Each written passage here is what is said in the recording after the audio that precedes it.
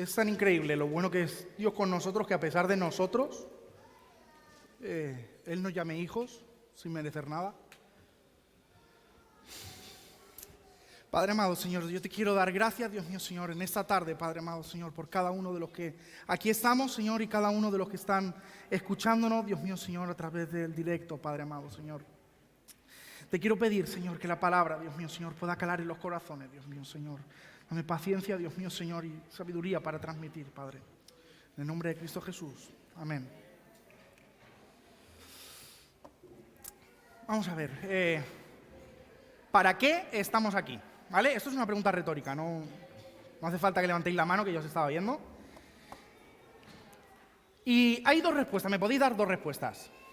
Una, que está bastante clara, ¿no? Es el último mandato que nos dio Jesús antes de partir, que sería ir y hacer discípulos a todas las naciones, ¿vale?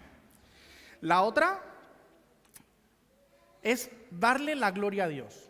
O sea, eso es nuestro fin, eso es lo más grande de nuestra vida y nuestro fin como cristianos. Lo más importante por encima de todo, lo que acabará siendo, es darle la gloria a Dios, es obedecerlo, es adorarlo. Eso va a englobar toda nuestra vida y el resultado de lo que hagamos.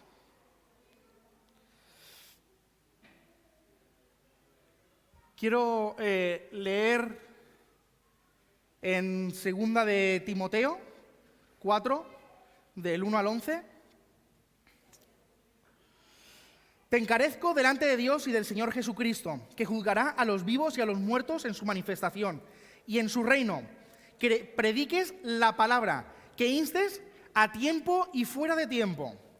Redarguye, reprende, exhorta con toda paciencia y doctrina. Porque vendrá tiempo cuando no sufrirán la sana doctrina, sino que, teniendo comezón de oír, se amontonarán maestros conforme a sus propias concupiscencias, sus propios pecados, sus propias ideas. Y apartarán de la verdad el oído y se volverán a las fábulas. Pero tú, sé sobrio en todo. Soporta las aflicciones, haz obra de evangelista. Cumple tu ministerio. Y esta parte me encanta, ojalá todos pudiéramos llegar al final de nuestra vida diciendo esto. Dice, porque yo ya estoy para ser sacrificado y el tiempo de mi partida está cercano. He peleado la buena batalla, he acabado la guerra, he guardado la fe. Por lo demás, me está guardada la corona de justicia, la cual me dará el el Señor, juez justo, en aquel día. Y no solo a mí, sino también a todos los que aman su venida. Procura venir pronto a verme, porque Demas me ha desamparado amando a este mundo. Y se ha ido a Tesalónica, Crescente fue a Galacia y Tito a Dalmacia. Solo Lucas está conmigo. Lucas es quien escribió el Evangelio, era médico. Aquí Pablo ya era mayor y se supone que él estaba atendiéndolo como médico y además escribiendo todo lo que Pablo le decía. Y por último dice, toma a Marcos y tráele contigo, porque me es útil en el ministerio. Y hay 3 personas que yo quiero resaltar en esta tarde, que son destacadas por su labor, por su obediencia, por su lealtad a Dios, por esa relación tan estrecha con Dios que los llevó a hacer tan grandes cosas. Y el primero de ellos es Pablo. Esto, 2 de Timoteo, es lo último que escribió Pablo. Lo escribió desde una cárcel. Después de esto, se lo cargaron, murió. Estaba en una cárcel romana. Y Pablo ya está acabando la batalla, él lo sabe además. Él fue allí y tenía muy claro que él era su fin. Y la vida de Pablo era la vida de una persona que, de ser un perseguidor de la iglesia, o sea, burradas que habría cometido, o sea, permitió en el apedreamiento de Esteban y a saber cuántas más hizo. Tenemos a una persona que dio un giro de 180 grados en su vida. Predicó a tiempo y fuera de tiempo.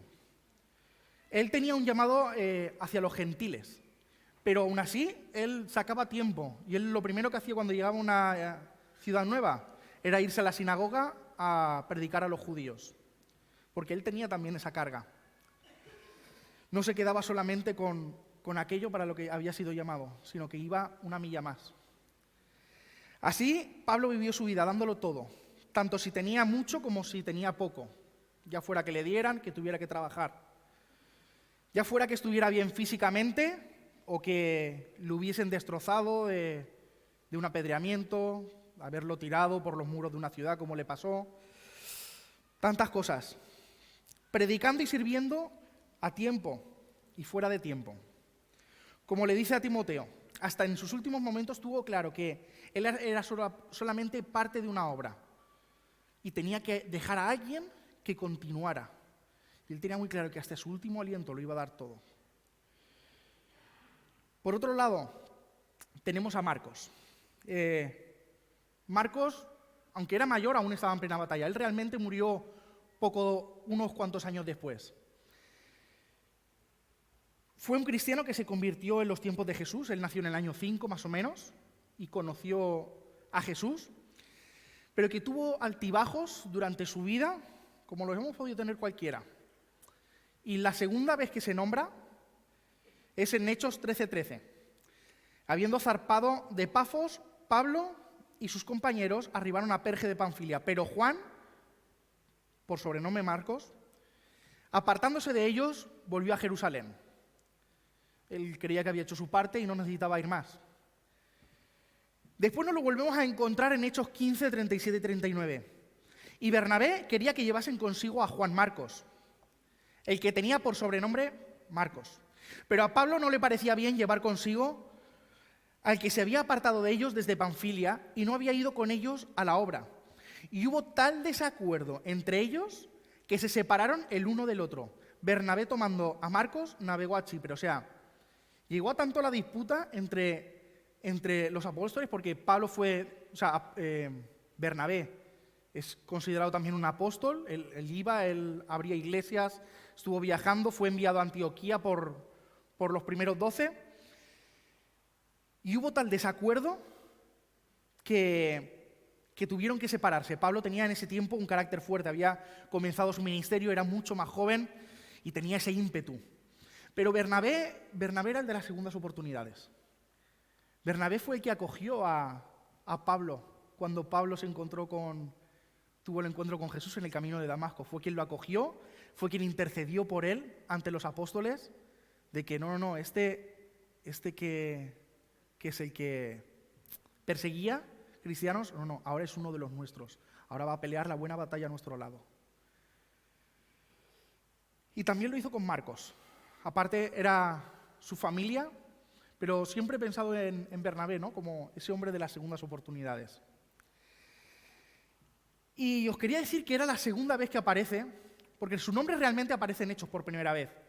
Pero hay indicios que nos dicen que ya había aparecido en los evangelios.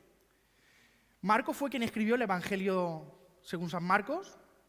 Fue Pedro quien se lo dictó, por así decirlo. Pero hay una circunstancia que ocurre en el evangelio de San Marcos que no ocurre en ningún otro evangelio. Y es que cuando prenden a Jesús en el monte de Getsemaní, dice que todos lo habían dejado, ¿no? Pero ocurre una cosa en Marcos 14, 51, 52. Pero cierto joven le seguía, cubierto el cuerpo con una sábana, y le prendieron. Mas él, dejando la sábana, huyó desnudo. Y hay un mismo sentir entre mucha gente que estudia la Biblia y demás, de que este joven que nos habla es Marcos. Porque yo digo, esto no aparece en ningún otro libro, y si todos lo abandonaron, ¿cómo podía saber Pedro, que salió huyendo, que había un joven que lo había estado siguiendo? Si no es tal vez este Marcos, que había conocido a Jesús, que se había convertido, lo había seguido, pero dado el momento, también salió huyendo. Y la vida de Marcos, fijaros que nos deja con un regusto un poco raro, ¿no? Porque dice que dejó a Pablo, no quiso seguirlo más, ya había hecho su parte.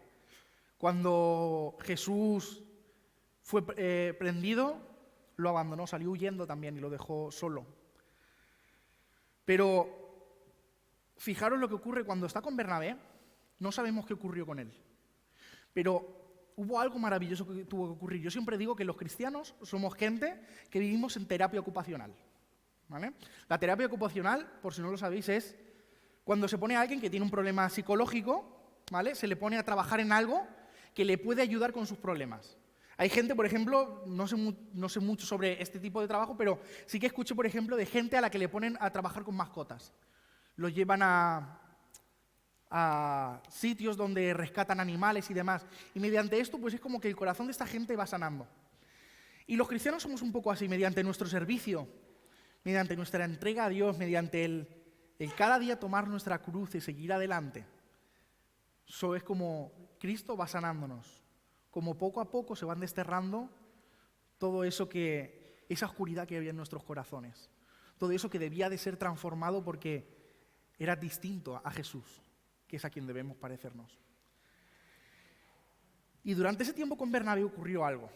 Ocurrió algo tan grande que, si volvemos a leer 2 de Timoteo 4:11, dice que toma a Marcos y tráele contigo, porque me es útil en el ministerio. O sea, de no querer llevarlo, de provocar una disputa entre los apóstoles, una división entre ellos, por favor tráelo porque me es necesario. O sea, ¿qué ocurrió en la vida de Marcos que lo hizo tan sumamente valioso?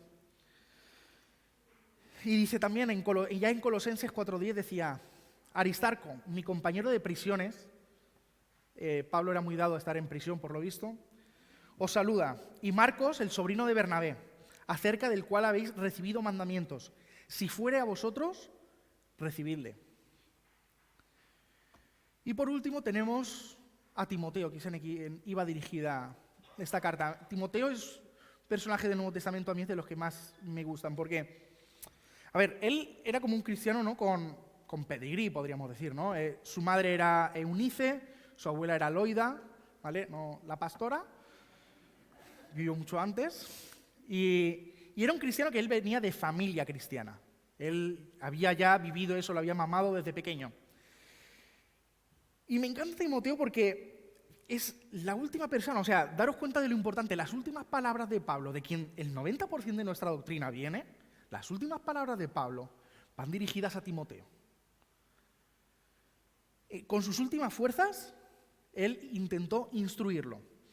Y en las cartas a Timoteo encontramos enseñanzas brutales, ya sea para los jóvenes, como lo era Timoteo, sino también para los que están cargando con un ministerio que Dios les ha demandado.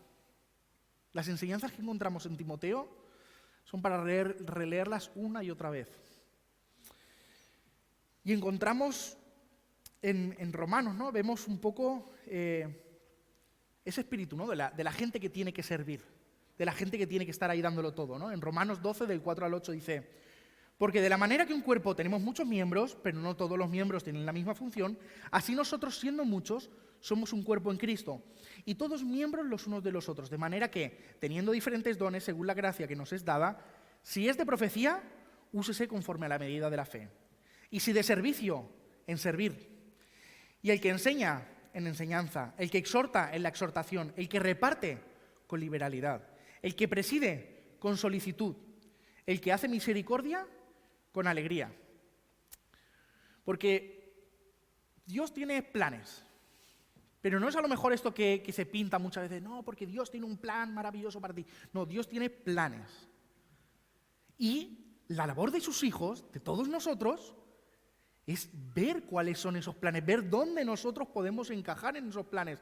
No todos servimos para todo, pero todos somos necesarios y todos tenemos una utilidad. Todo lo que nosotros hacemos, al fin y al cabo, sirve para extender su obra. Todo lo que se hace en este local, cada persona que está sirviendo aquí, tiene una función de hacer discípulos y de llevar su palabra hasta lo último de la tierra. Dios tiene planes de bien y no de mal. No importa en qué momento de tu vida has llegado o cuál es tu función.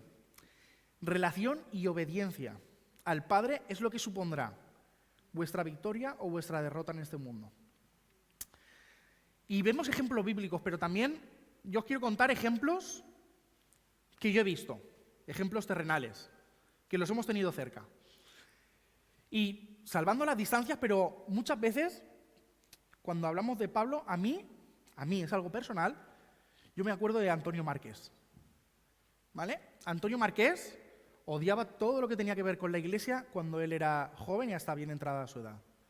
Y un día de repente tuvo un encuentro con Dios y todo cambió.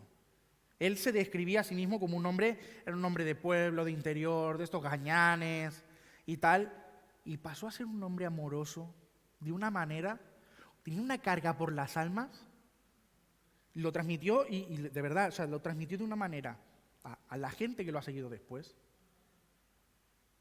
Y lo vemos como, yo cuando yo lo conocí, él ya era mayor.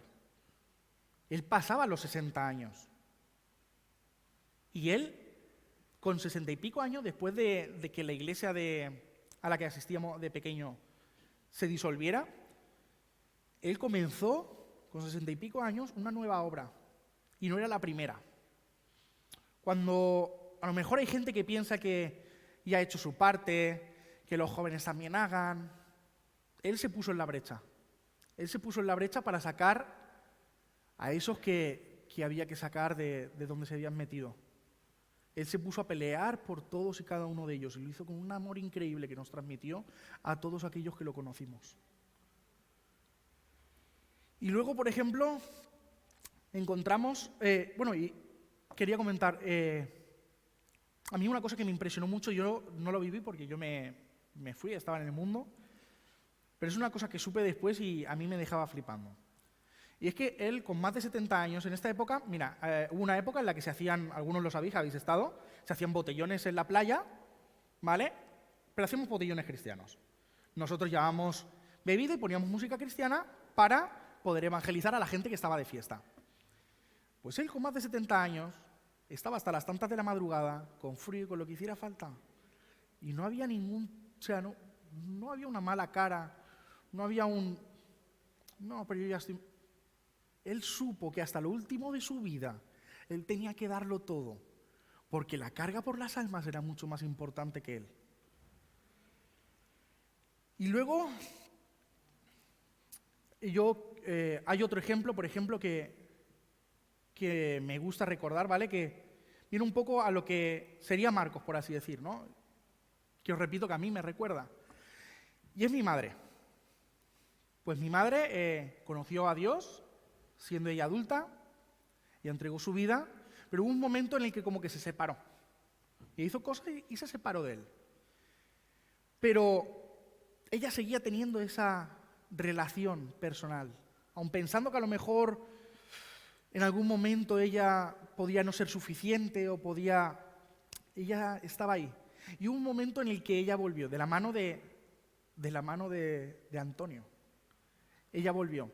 Y recuerdo a mí con 8 años, llevando un paraguas, y mi madre llevaba en una mano el carro con mi hermana Ainhoa, con 1 año o 2, y en la otra mano llevaba la guitarra. Y estaba cayendo una lluvia torrencial, íbamos por el parque. Pero ella no podía dejar que el pasado la coartase.